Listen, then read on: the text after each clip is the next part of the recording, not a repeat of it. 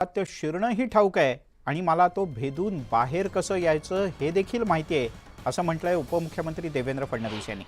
ते एका कार्यक्रमात बोलत होते। यावर चक्रव्यूहामध्ये योद्धे अडकतात, बेईमान नाही असं म्हणत उभाटाचे खासदार राऊत यांनी उत्तर दिलं।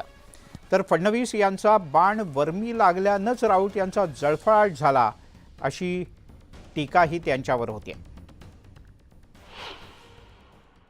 हा अमित शहा सारख्या लोकांचा हट्ट होता, जो हट्ट औरंगजेबाचा होता की महाराष्ट्र काबीज करण्याचा, महाराष्ट्र लुटण्याचा। त्याच प्रकारचा हट्ट अमित शहा घेऊन महाराष्ट्रावर सतत हल्ले करतायत। पण महाराष्ट्राची जनता, मराठी जनता या त्यांच्या हल्ल्याला चोख उत्तर देईल। देवेंद्रजींच्या वाक्याचा बाण संजय राऊत यांच्या योग्य शरीराच्या भागावर घुसलेला दिसतोय आणि म्हणून अभिमन्यूसारख्या लढणाऱ्या देवेंद्र फडणवीसांनी जो बाण मारला तो संजय राऊत यांनी सांगावा, आता शरीराच्या कुठल्या भागात घुसलाय हे त्यांनी सांगावं।